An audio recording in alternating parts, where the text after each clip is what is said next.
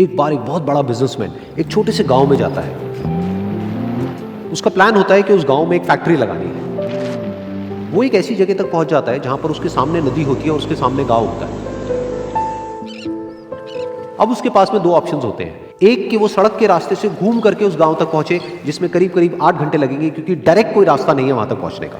दूसरा कि सिर्फ 20 मिनट में एक नाव में बैठ करके उस नदी को पार करके उस गांव तक पहुंच जाए।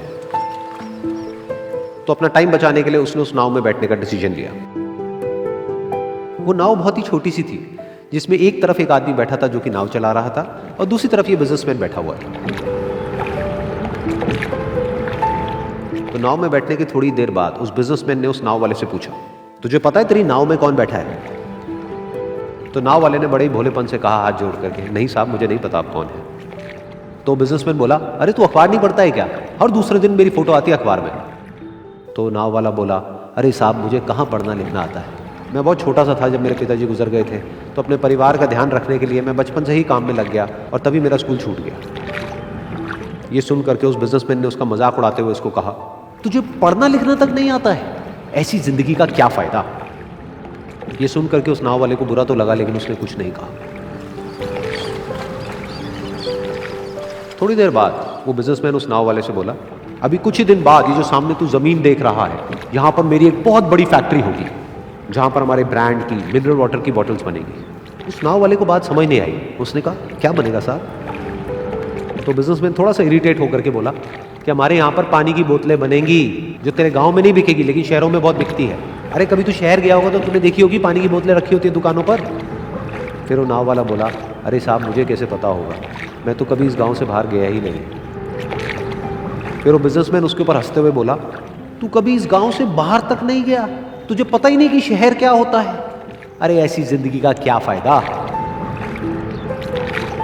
उसकी ये बात सुन करके उस नाव वाले को सच में लगने लगा कि मेरी जिंदगी शायद किसी काम की नहीं है।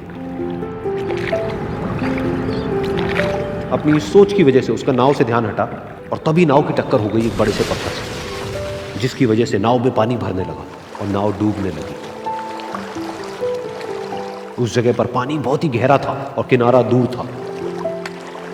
नाव वाले को समझ आ गया कि अब इस नाव को बचाने का कोई तरीका नहीं है और वो अपनी जान बचाने के लिए नदी में छलांग मारने ही वाला था। तभी उसने उस बिजनेसमैन से पूछा, साहब आपको तैरना तो आता है ना? तो बिजनेसमैन घबरा करके बोला, ऐसा क्यों पूछ रहे हो, मुझे तैरना नहीं आता है।